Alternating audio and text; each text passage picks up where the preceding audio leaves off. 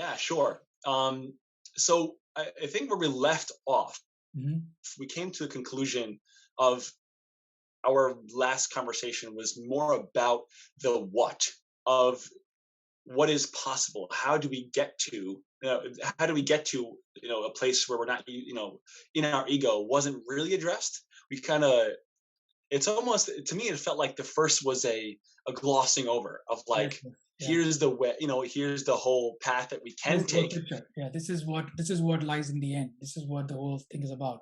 We didn't discuss the how. We kind of discussed the why and the what a little bit, but we didn't discuss the how. Right. Right. It felt more conceptual and more philosophical in some Hmm. way. That's what it felt like to me. It was going to the root of like the philosophical sense of the ego. And I Hmm. think we talked about motivation, I think, and we talked motivation versus resistance and how Hmm. we use resistance. We talked about um, we also talked about a little bit about fear, a little bit about desire, and a little bit about how that drives us. But I don't think we went too deep into how to actually deal with that, how to resolve that fear and the desire and the ego. We didn't dive into deep into that. So I think that might be a place to start. Is start to begin to talk practically about how to make these philosophical statements into a reality. Hmm. Exactly. So I think a good starting point for us is to understand that whatever we are doing, um, we are not trying to get rid of the ego. Okay, what we are really trying to do is understand what the ego is, because we see glimpses of the fact that when my behavior is egoic in nature, I create conflict in the world. Um, when I act from a place of ego, which basically means I am identified with a certain set of things in my life, I'm identified with my status, identified with my work, identified with who I'm married to, identified with my dreams. And anytime somebody comes and puts a pin in it, puts a hole in it, I immediately react. I immediately snap. I become angry because there is an identification I have with these things, um, which makes me feel threatened the instant I come in some sort of a conflict with the world. So which is very at a very practical level. That's what we are trying to understand. So why does that happen? Why do I get angry? Why do I have violent thoughts? Why am I upset? Why can I not let go of a grudge for years and years? Why am I so deeply hurt? So that's what we are trying to understand. We're trying to understand the ego itself, which I think we established in the previous video is um, really the identification with the various things that have happened to us. Identification with Mhm. my fears, identification with my pleasures, identification with the material objects in my life and the spiritual ideas I have, and the identification with people in my life. Everything is the ego. Is this giant, complex network, interconnected network of attachments. It's Mm. really vast and really thick, like a thick forest. And you cannot, it's so thick that you, so dense, you cannot see through it.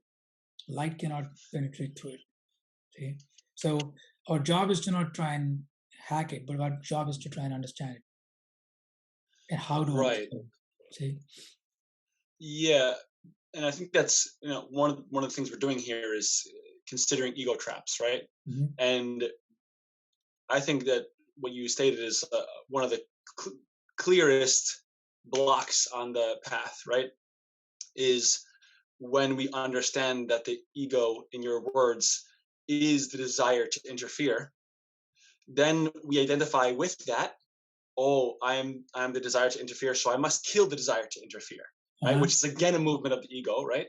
Correct. So I think this is one of the ways that we get slipped up.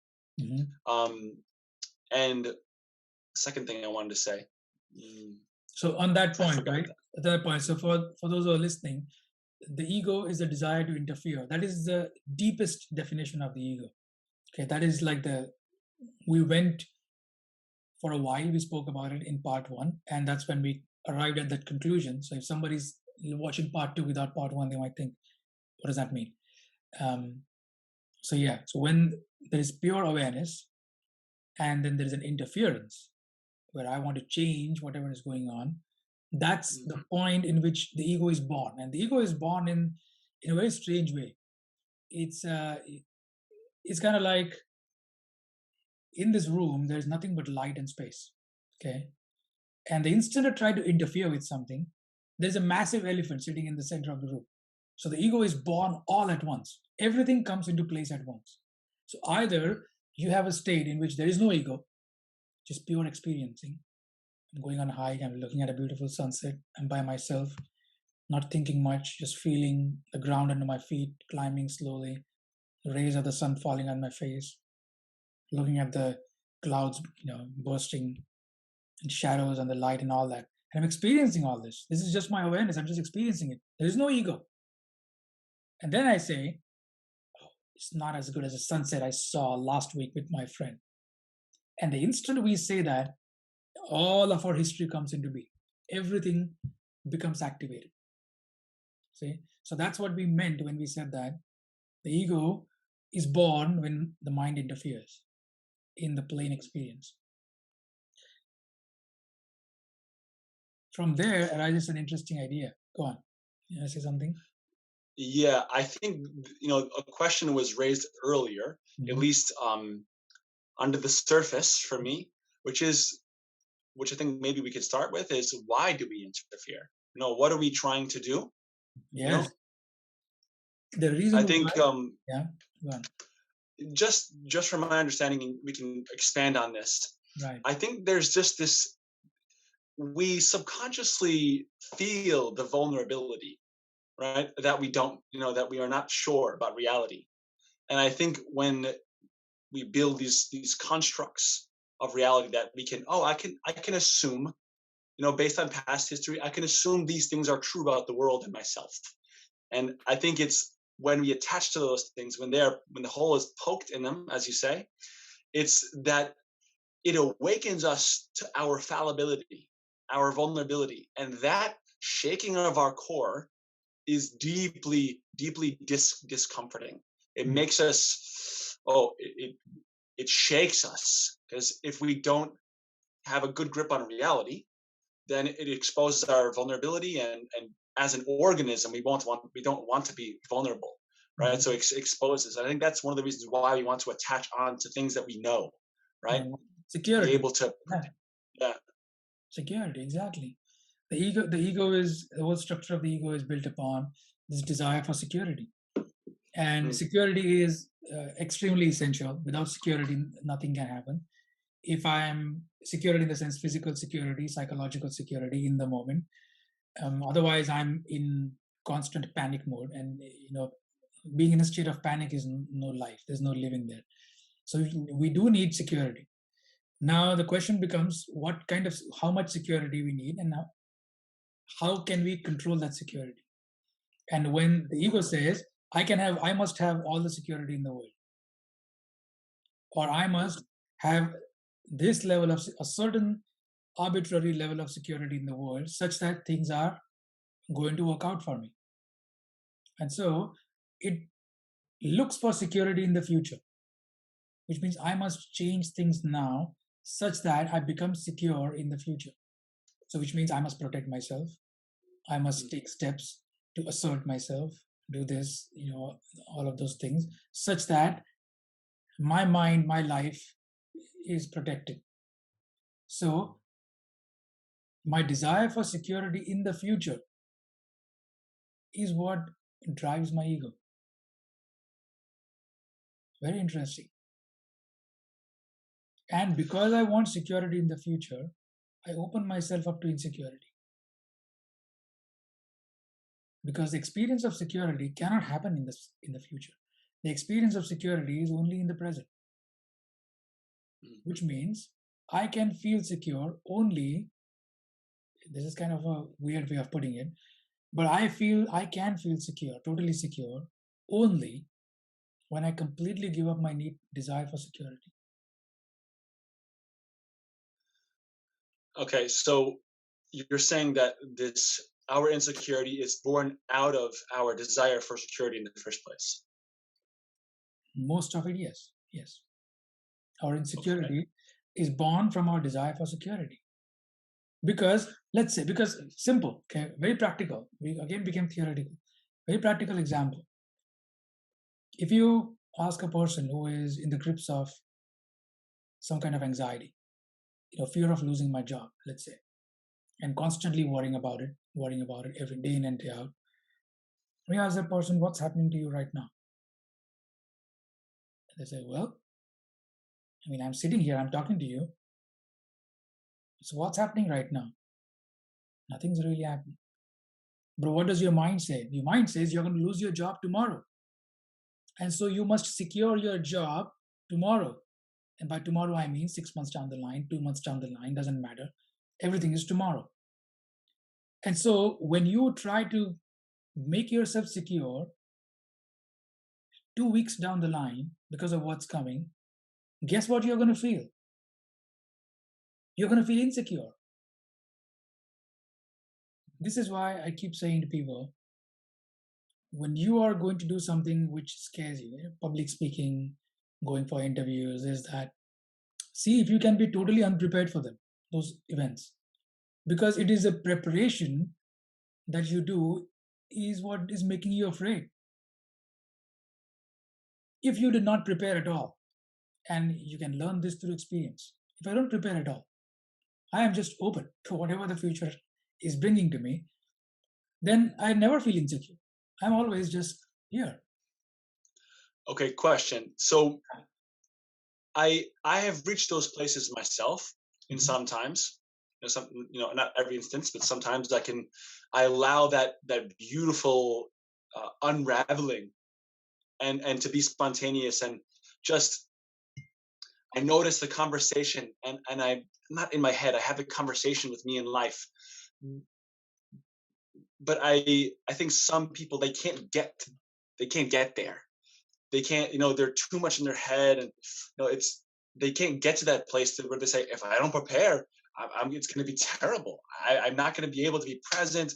I'm not going to know what to say. So how do we begin to um, get to that place where we can allow things to happen and allow ourselves to thrive in that unpreparedness? So, how do we basically the question you're asking in relation to the ego is how do I begin to live in a state which is non egoic? Yeah. It's the exact same question, just framed differently so that we stay on topic. Um, the way to do that, the way to do that is through experimentation and through slow introduction. What I mean by slow introduction is um, don't go to the gym and try to bench press 300 pounds. Not going to happen. Okay. You're going to hurt yourself. What you got to do though is go in the weight section and pick up the lightest weight you can and see what happens. So what we, in essence, we have to start by trying not to maintain this feeling of security in small instances. For instance, if I'm going for dinner with my wife or partner, whatever, I tell myself it's okay if I don't enjoy my meal. Okay, it's completely a totally opposite thing to say to what the ego wants you to do. Say it's okay. Say I'm because if you're really serious, you will do this. If a person is really serious about trying to understand how to live freely with no fear whatsoever, then you have to begin small and you have to be serious about it. Which means I say to myself, it's okay if I don't enjoy my meal today. And then it's okay if I don't have any plans for what I'm going to order. And it's okay if there is a line over there and we cannot even get into the restaurant and we have to go somewhere else. And it's okay even if we don't end up going. See, so slowly I'm telling myself to be okay with not getting the things exactly the way I want them. So maybe if I don't end up going for dinner, yes, I still get upset today. So tomorrow I say, okay, I'm going to try it again. Today I'm okay if I don't get to order the exact thing which I want. And so you go to the restaurant and you say, okay, this is what I always order. I'm going to try something different. Slowly walk yourself back from this persistent demand for perfection, security, having your demands met in every single situation. I want this exactly the way I imagined it to be. Slowly letting go of it. And you realize the more you do that, step by step, the more you do that, the more creative you become, the more relaxed you become, the happier you become, the more fun you have. Yeah. So the higher level, so that's the basic level, okay, which is I don't know what I'm going to wear, I don't know what I'm going to eat, I don't know if I'm going to have a good meal. Very, very superficial stuff, okay? Not significant Mhm. stuff. Then you raise the level of consequence. You raise you up the ante a little bit. And you say, I'm okay if I end up in an argument with my wife, or I am okay if this person comes to the party, or this person comes to my house, or I run into this individual, or I'm okay if I have to speak to them on the phone.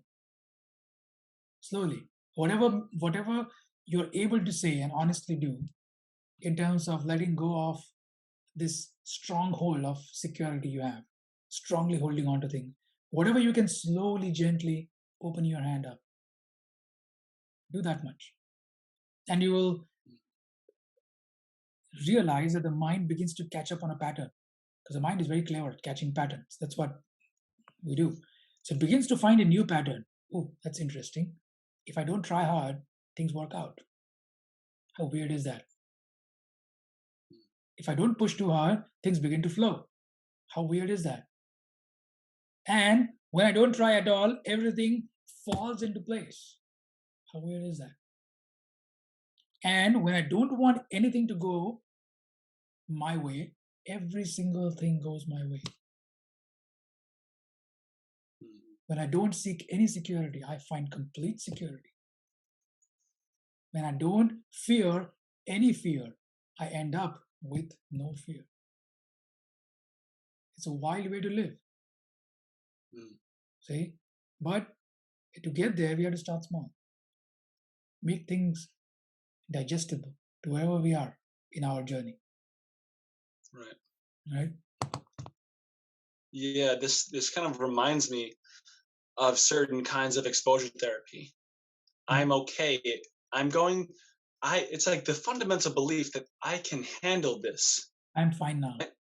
Right. I'm gonna survive if it Yes. doesn't go my way, or if I'm looking at it. I'm scared of dogs. You know, it's gonna be okay if I think about petting a dog. I'm okay. You know, because there's that negative feedback loop of there's the anxiety. A dog bit me one time, or a dog was about to bite me and I ran away, and the anxiety pushed me to run away, and so the anxiety becomes the reward, right? Like it's like, okay, I see a dog, I'm gonna push the anxiety in myself to stop even the chance, and it's rewarding. Exactly. Hmm. This is a kind of exposure where we're beginning to say it's okay if I think of a dog. It's okay Exactly. if I see a dog somewhere across the street. I'm Hmm. gonna be okay if I go near a dog, and eventually it's gonna be okay if I can pet a dog, right? And slowly exposing ourselves to things that we don't think we're gonna be able to handle. And which is why I think the last time we were texting, I was getting my COVID shot, and I told you, getting shots is, I've fainted all my life while getting shots. It's a phobia, steep down, neurotic. It's a some kind of a neurosis. It's not conscious or even subconscious. It's just there. Cannot argue with it. Mm. Um, when it happens, it happens. And so, but through this process, I have tested myself and tried to see if I can face my phobias. Phobia is like a deep fear, deep, deep fear. The fear is so profound that it makes the mind shut down. I mean, your brain doesn't want to work anymore. That's how bad this thing is. It's like, okay, Mhm. I'm going. Bye. You know, all your blood pressure is going to drop. There's going to be no blood in your brain, and your brain is going to shut down because it just doesn't want. It completes physically. You shut down, not just an emotional shutting down, but this is a physical shutting down. So the fear is extremely, extremely deep. Right. But to that fear, I say, come take me. I'm going to run and come get me. So Mm. I'm ready to faint. I'm ready to go. And the more honestly you say that, Yeah. the less likely it happens, the less likely it becomes. How do we get there? Because I was just on a workshop the other day, and we were talking. And one of my just friends, she's not a client, she's just participating, and she was like, "Okay, this is great. What you're telling us to do is great, but I'm in the moment, I freeze. When this is all great stuff you're telling us, but when it comes to the fear, I totally freeze up and I can't do any of these things. So how do we get to the place where we can say, okay, and allow that? We get to the place during meditation. Because the question is kind of like, okay, you are telling me how to swim, and so I'm going to learn how to swim by jumping in the ocean. No. Okay. The principles, I mean, you could have the best teacher in the world about best swimming teacher in the swimming coach in the world, and you're still going to drown if you jump in the ocean on your first day. Okay. So facing fear and trying to control fear in the middle of fear is a drowning strategy.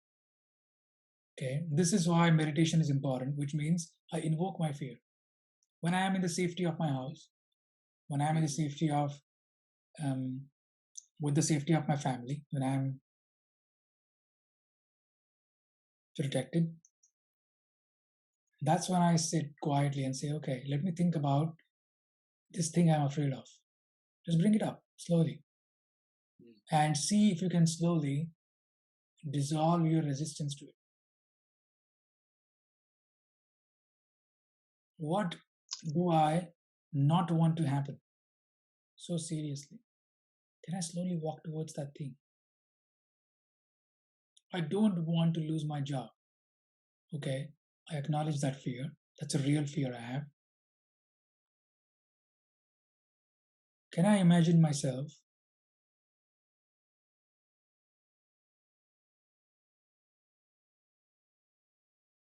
getting fired and being okay with it?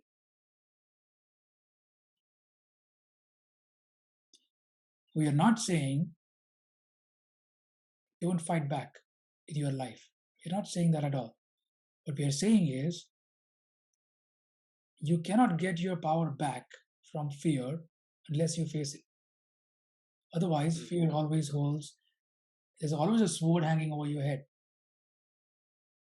If you're afraid of losing your job and you're always running, which means you're jumping through the hoops, doing what the corporate overlords want you to do, or constantly worried about the next paycheck. If you're living that kind of a life, you'll be doing that when you're 70 or when you're 65, whatever, whenever you retire. Because you never face the fear of what it means to be without all this. And so gently can I face the fear? Because if I can, then my mind begins to think straight when it is in the middle of the particular thing. So the next time, maybe yes, maybe tomorrow if I go to work, I'll still be afraid of getting laid off. But I am speaking to my manager or speaking to my superiors with a more confident voice. See, already a slight change. When I slowly process that fear, get over it deeply in my meditation, imagine being without a job and being completely okay with it, being confidently giving interviews, etc., finding new jobs, what have you. Then I simply live in a place where that fear stops affecting me that much. And my mind is always clear, it remains clear. So it's a slow exposure, slow building up, gradual change, and practice. There is only so much hand holding you can do, right? Every person is on their own journey, and depending on, I shouldn't say how serious they are because everybody I think is quite serious, but depending on how much they're willing to try things out, experiment, make it fun. If this stuff is supposed to be fun, it's not supposed to be work. At least for me, mm, it's fun. Right? If it's work, it's not worth it anymore. Then it's like struggling with one more thing in our life. Okay, so keeping it fun and slowly going into it.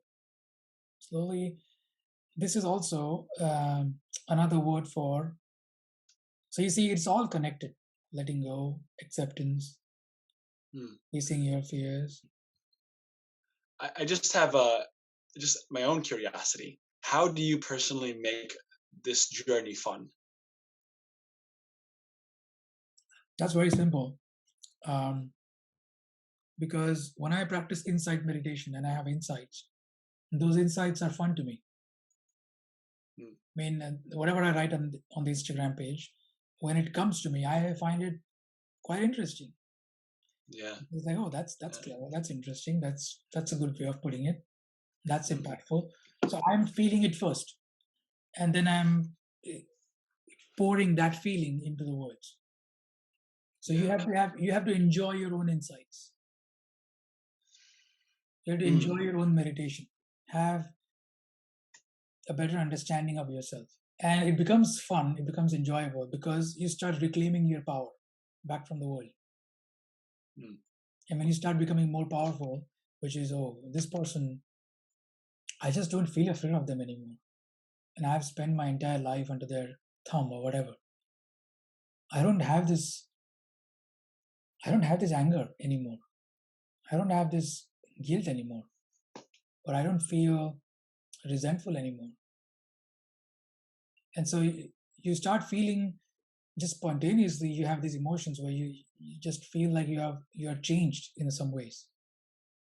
And that feels amazing. And when that feels amazing, you have fun. It's like, oh, I want more of yeah, this. right, So, and I'm sure it resonates right. with your experience too. I mean, you wouldn't be doing it if it wasn't fun, right? Yeah, yeah. That's what I noticed. Like everybody, I think it was Ram Dass. You said like pain is the sandpaper of awakening, right? So like we all know that you know this process of awakening of moving toward a non-egoic state. Um, it includes pain. We know that, right? But there can be such beauty in this process, such excitement of the curiosity of discovery. Like Hmm. when I was 18, when I went through my first existential crisis, my first really dramatic shift in my Yeah. perspective. Hmm. Yes, it was painful for sure. For me as particularly, it came with a lot of anxiety, right? I would often have panic attacks, right? But at the same time, I gotta say, it was the most interesting part of my life. It was just everything was poetic. Everything was just I was so interested. I was so curious about what was happening, about what reality was. So I can definitely agree with this. It was it was a very fun time. It obviously still is, right? Whenever I have these insights and things connect, it can be very fun. And I think people will sometimes lose sight of that. Is that this doesn't have to be a process of just working through all of my shadows and just all the serious work of exploring spirituality, and it can be an exploratory curious process, and that's in some way what it leads to is more creativity, more freedom. So it's kind of what that spiritual path is leading to in some way.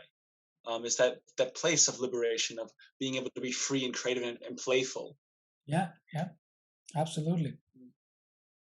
Mm-hmm. Otherwise, there would be no So point. yeah, right, right.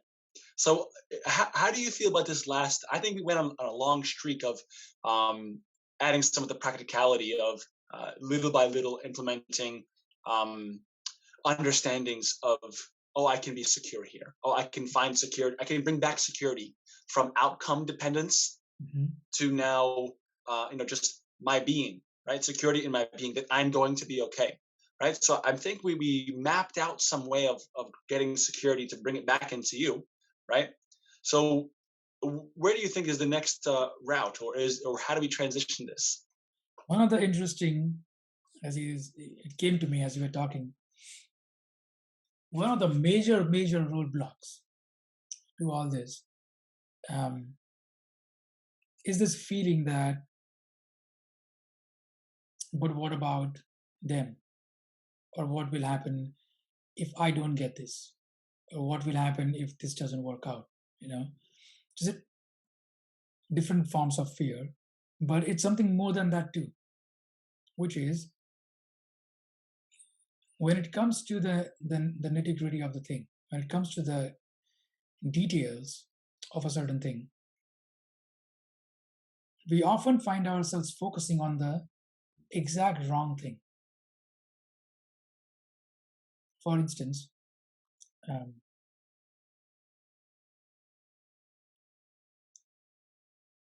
I'll tell you something about my personal life a little bit. We're planning a trip with my friends, etc., etc. And if in that trip, in that trip, there was a little bit of an argument, okay, between a couple of people, a bit of a friction. And once there's a little bit of a friction, you say, okay, this is it. You know, you cannot do a trip anymore. Not interested in all this. And I went through my own hiccup in my own way because we had an argument too. And what happens is once this happens, we lose the big picture. The mind focuses on what about what I think, what about how I feel, what about um, what I think is right. See, it loses the if you ask the same person that you are 5 years down the line, what was more important, you being right or you having a good time with your friends? Obviously, it's a good time with my friends. But in the moment, the mind, the ego focuses on the wrong thing. See, so when I focus on the wrong thing, when I'm obsessed with the wrong thing, which is getting my way, I miss the big picture. I miss what's actually far more valuable to me, which is having a good time, having a relaxed time, having an enjoyable time. So I think a lot of us, when we get lost in the weeds, is we obsessing with the wrong things. Is this one of the good questions to ask oneself is this really worth it? I mean, not twisting that question to justify whatever decision you have already made. Okay. Just, oh, I left my boyfriend because I realized it wasn't worth it. No, no, no, no. This question is different. Okay. We are not trying to justify what or already decisions we have already taken. We are asking a serious question to the things we are grappling with right now in the future, is that what I am obsessing over right now, whatever my mind really wants to happen right now, is that really worth it? What is more important? Question, just how, if we were to slow down that process, that thought process, from what place are we asking that question? Because it seems like you define where we're not asking it from, justification. So Hmm. where are we asking that question from? You're asking that question from a place of curiosity, really, because I'm observing my mind, and when I observe my mind, I find myself obsessing over the wrong thing. For instance, um, let's say we are having a conversation, okay, and I want to talk about a certain topic, okay, making this conversation an example, and you don't want to talk about it. Let's say, for instance, I want to discuss a certain thing, and you don't want to discuss a certain thing, and then I become upset. I say, "Oh no, TJ refused to talk about this," and then I start overthinking it, and then I become afraid, and then I become passive aggressive, resentful, etc., etc., etc. Because why? Because you decided not to do what I wanted. Now this can be the replace this by you declined my invitation to come for dinner. You declined uh, to hang out with me. You refused to pick up my calls. Same thing. Replace all of this with all that, and ask what's really important. What's really important is for me is sharing this space with someone, having a deep, enriching, thoughtful conversation with someone. I have no interest in holding on to a topic. So then why does my mind do it?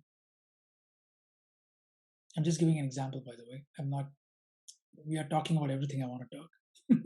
but Yeah. if I wasn't, if I wasn't um, paying attention, then that is probably one of the problems I would fall into, right? Yeah. And I think what I've noticed when I ask this question with my clients, a lot of the time it's that they recognize that they're putting power into someone, Right. recognize that they're getting their needs met by someone Hmm. a lot of the time, right?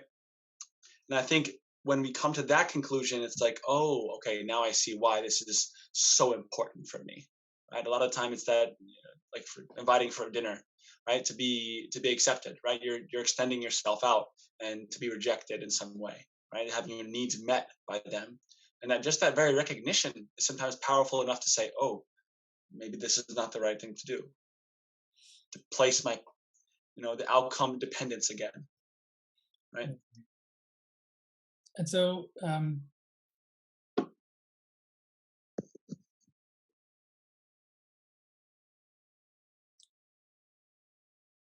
outcome dependence, and is it really worth me focusing on your rejection? Because what do I really, what am I really, what do I really want?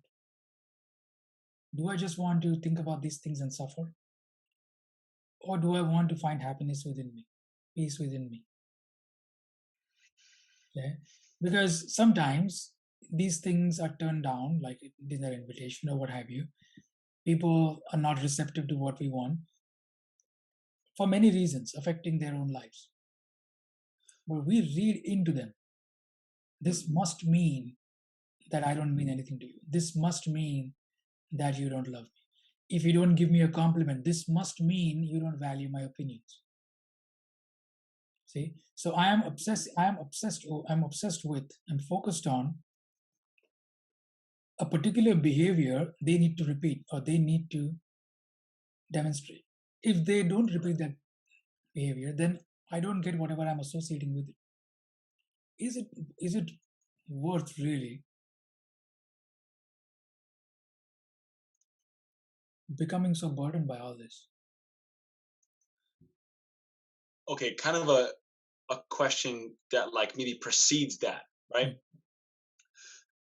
How, I mean, the response might be meditation, but how do we, in all the automatic responses that come up, and when we are triggered, it's like it happens almost, Instantly. unconsciously. It just Instantly, kind of right? happens. How do we get to a place where we can, uh, when we are triggered, bring in the conscious space, the curiosity that we're talking about, to have the awareness enough to ask that question? Because you have to be able to access that place of, is this really worth it?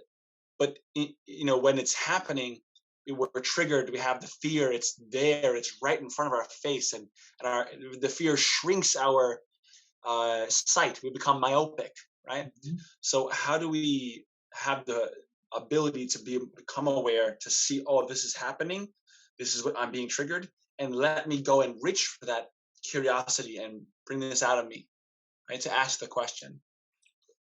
So let's say you're having a dinner with your friends, okay? Or I'm having a dinner with my friends, and one of my friends tells me, Amit, when you're eating food, you make a lot of chomping sounds. Okay, it's disgusting. You're making weird sounds. A good friend of mine, and I'm like, whoa, okay, I remember that. What do you think happens the next time I eat? Do I make the same sounds? No. No. Even when I'm alone, I won't, or I become conscious of it. I become aware of it. So when I'm aware of a certain thing, I can no longer repeat that behavior. It is only when I'm not aware of a certain thing that behavior unconsciously repeats, which is the whole story Mm-hmm. of the ego. The ego is a collection of unconscious behaviors. That's all there is to it. If every single behavior became conscious, nothing would, it would just collapse. wouldn't go on. And so the way to become more sensitive, that's called sensitivity training. You become more sensitive, more aware, more attentive to how the mind works. Um, as you said, that training happens during meditation, which is why people who do not spend any time alone, sitting quietly, thinking about how did I react in my last fight with my partner, what was going on through my mind.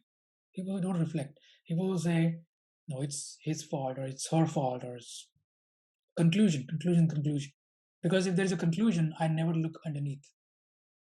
What is there to look? I know. Say, you look only when you say to yourself, I don't know. And you say you don't know when you truly suffer. So, in some ways, even though we are suffering, we are just braving through that suffering. We are not really interested in going beyond that suffering. Mm. We are interested in being right. That's the one thing that prolongs suffering. What the reason sometimes I'm interested in what TJ has to teach me so that I can prove my partner wrong.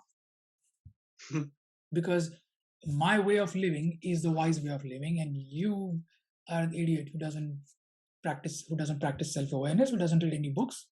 And so you are wrong. And so I'm going to learn all these concepts and I'm going to throw them in your face. But guess what? There's a lot of work to do, because this is going to prolong the suffering.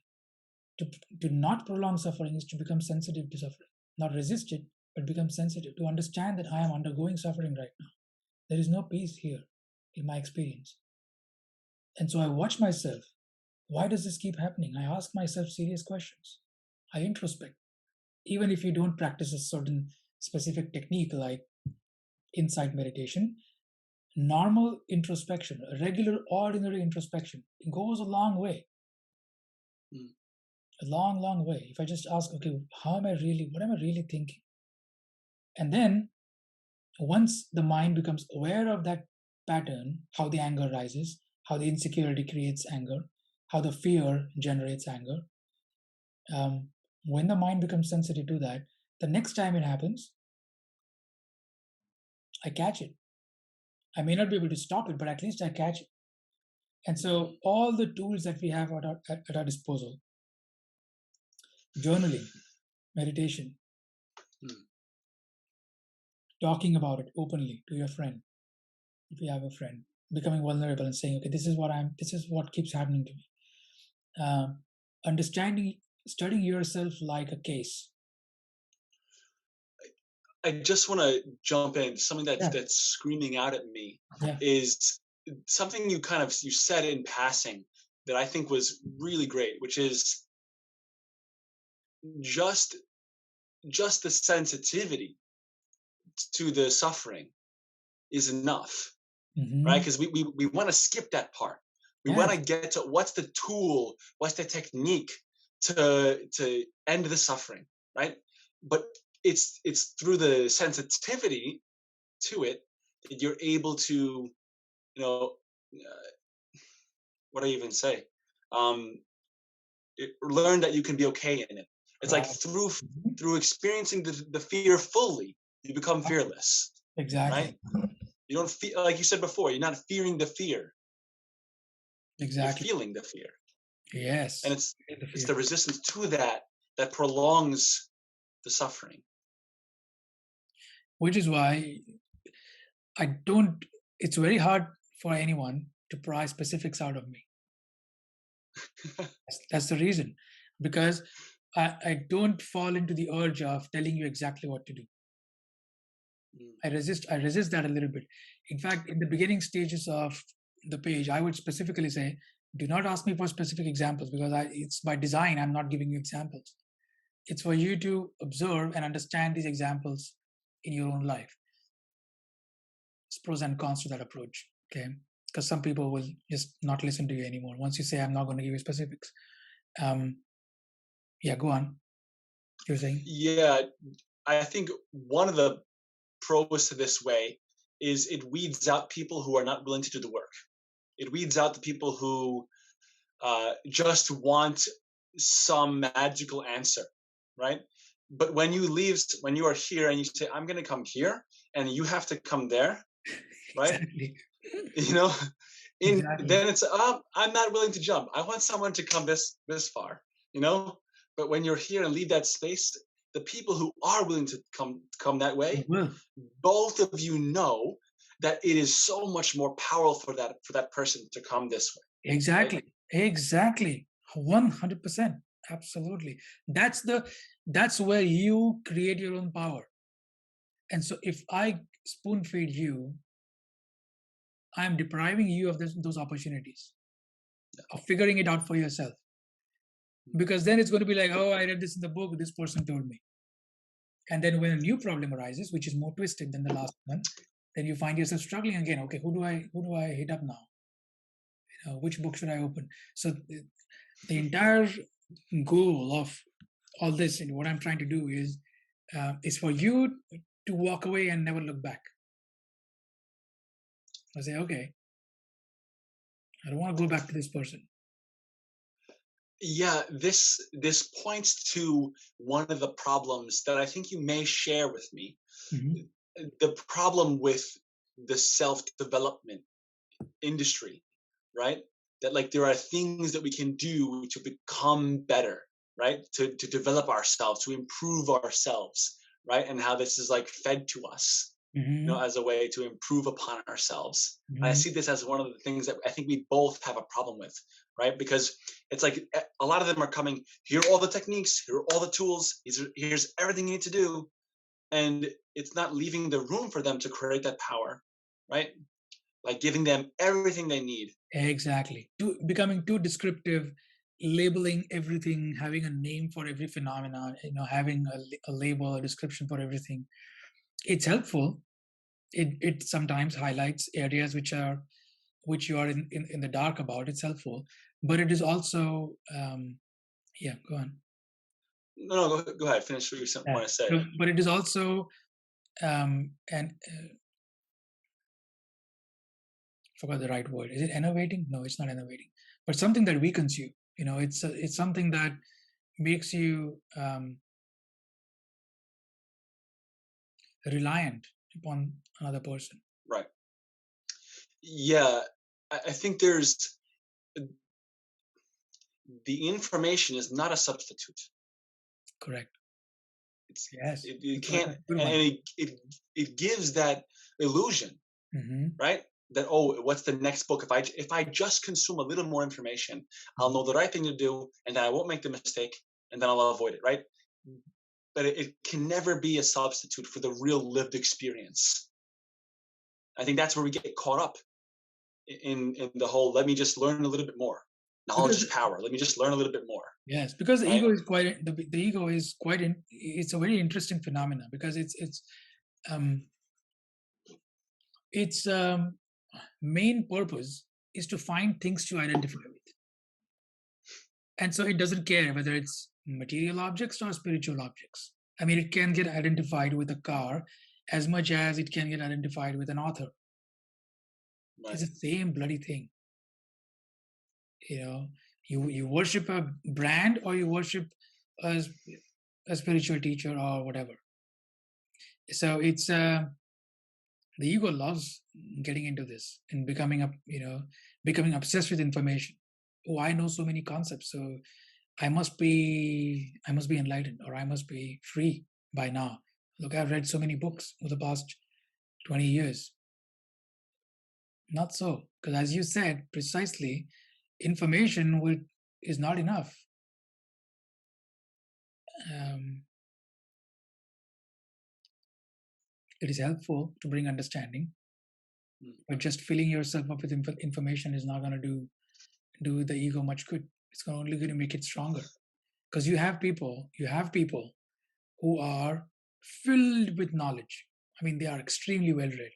They know everything about the world. They understand how the world works, politics, economics, science. They know everything, and yet the simplest of their behaviors in their daily life are egoic. still obsessed with who is right at the tiniest levels, which means information cannot replace wisdom. Information cannot replace understanding. Noise can never replace silence. Pursuit can never replace peace.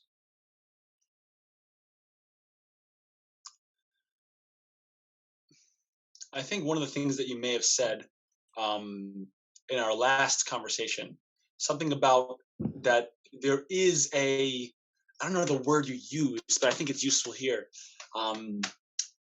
Not rebellion, but how when you become more authentic, you, it almost, it to others, it seems like hard-headedness. Exactly. In some, yeah, and I just, can you just expand on that? Because I think this is, it'll fit very nicely into what's happening right now, and how we're saying to get attached to any idea or to some piece of information, and how, not to go to the other extreme and rebel against everything, right? Because then you're still stuck in the gravity, right?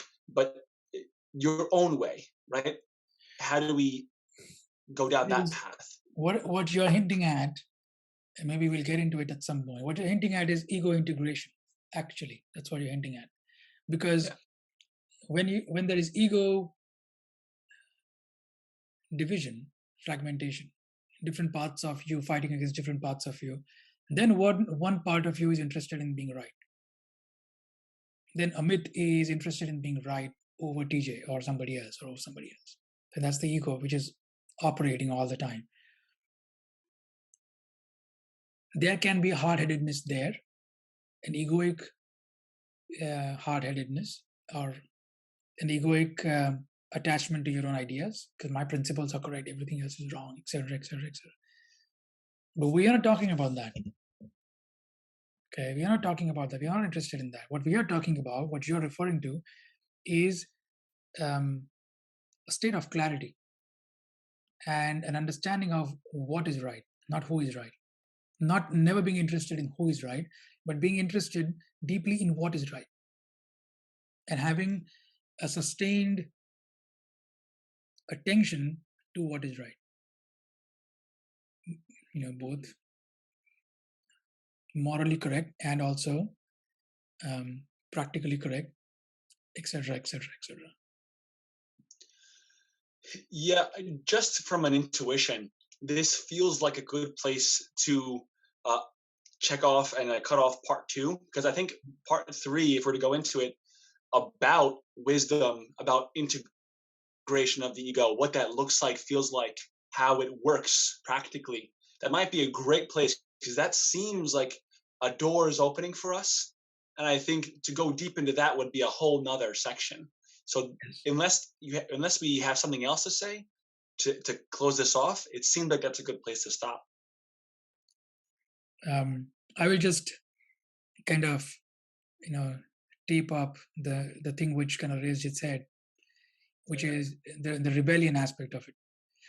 We will go into the ego integration part the next time, but just to clarify, the rebelliousness which comes from becoming your own person, becoming who you are totally, that rebelliousness has got nothing to do with who you are struggling to be. When there is this element of I'm struggling to be somebody, there is this strange assertiveness, aggressiveness, me over everybody else, elbowing everybody else out of the way, and my way or the highway, etc., etc. Narcissism, all of that comes from all that place. But then there is a different way of being, which is having this sense of clarity, having this sense of knowing who you are, and beyond a shade of doubt, knowing that you wouldn't change it for anybody else. Because when I truly discover who I am, it's not a question of will I change myself, but it's a question of it makes no sense to change myself anymore. Because this is exactly who I am. What's the point of changing yourself? So from there comes that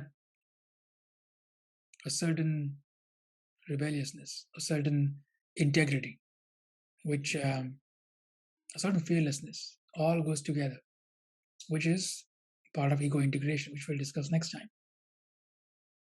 Yeah, I think the one last thing, would you agree that the question might be, what am I? Right? And when we, because it doesn't seem like just semantics to me. Like, who am I still, asks, how do I define by what values, by what, uh, hopes and dreams and beliefs do I define myself? But what am I is what constitutes Correct. this thing, this me, right? So I think that kind of question, when we begin to ask that, it's not in that rebelliousness what we're talking about, and it's my way and only my authenticity, what I believe is right, but it's that kind of authenticity where you're still open to changing, right? Into whatever is going to come and to mix, right? Mhm. It's a part of what you are to be open, right? Correct. Because you're always learning. You wouldn't get there if you weren't always learning. Yeah. If you are close to new ideas, then you cannot be authentic. Then you cannot be fearless. In fact, people who are close to new ideas are the most afraid people there are. It goes, seamlessly, right? Only when you're afraid of something, that's why you don't want to hear other people. That's why I have boundaries, because I'm afraid. I hate to say this, but I don't agree with boundaries. I don't. I know it's a tough pill to swallow. Oh my goodness. It's so hard to swallow because it is everywhere. It is everywhere. But fundamentally, if I had to be very honest with you, they are essential. Of course, you have to create separation when you are trying to heal. And there is a very toxic personality in your life. Of course, you have to create a distance for sure, because otherwise you have no space to heal. But once you have healed, no boundaries. You need a strong boundary when you don't have a strong center. If you have a strong center, there is no strong boundary. So if it's a circle, the edge of the circle, the circumference of the circle needs to be strong when the center is weak, something sensitive there. So I must protect what's in there.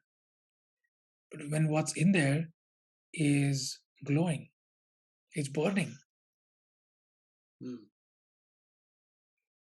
I don't need any boundaries. Yeah, it makes me feel. It makes me imagine uh, a circle and coloring it in from the outside to the center point. Mm-hmm. Instead of coloring it from the center and letting it color out. Oh, this Right? look, there's something so beautiful there. There's something so beautiful there. Does the sun have boundaries? Can you say this is where this? Can you say the surface of the sun? But can you say this is where its influence ends, or is it just No. spreading, just giving things, Right. Right. just emanating Yeah. energy? See? Right. It reminds me of happiness. When it's full, we don't hold on to it. Mm-hmm. We don't cap it off and protect ourselves from it leaving. When you're overjoyed with happiness, it spills. It spills over into the person you're interacting with and people around you. Right? It's that boundlessness. Mm-hmm. Right? It's like you're not protecting yourself. That's, I think, what we're trying to get at, is that boundaries are necessary when you feel you have to protect yourself against life. And Have to, yeah.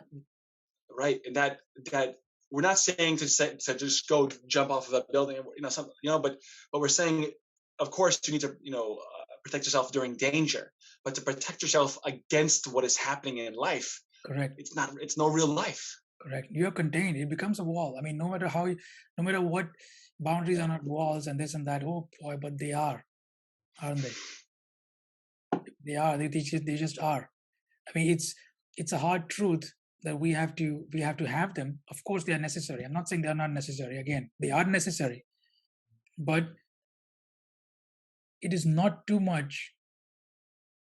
It is not theoretical. It is not imaginary or whatever idealistic to say that at some point the end goal should be to have no boundaries.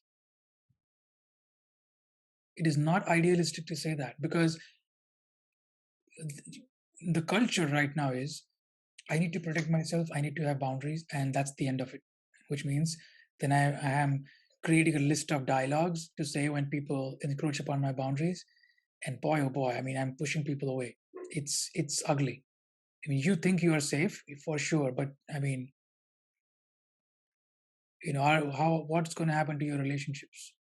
Eventually, people will adjust. Sure, people will adjust. Say, okay, that's their boundary. They don't want to talk about this. She doesn't want to talk about her broken marriage. That's fine. That's a boundary. It's fine. But wouldn't you want to be a person who is not afraid of talking about anything? Why not? I mean, wouldn't that be the goal, really? Why Right. stop there? Yes, when you want to recover, yes, go and live in a house, protect yourself, have nice, have a nice soup, pull on a nice blanket, you know, Mhm. heal. But your true nature is to be explorers. You must put your backpack on and get out of the house again. At some point, you must go wandering, Yeah, right? definitely. Um, that's not too much to ask for. I know people say, this is too idealistic. It's impossible. They say, no, it's not impossible. It can be done, and it must be done. If you're interested in living a free life, then that's you must do that. And for youth, you have no option. And as teachers, we absolutely have no options. So called Yeah, in quotes. right. Yeah, that feels like a good place for me. I feel like I just no words. That feels good. That's That it. feels right It- in my soul. It's too much. Too much. Slow down here. Slow down. Push the brakes here. You don't want to break the internet. All right.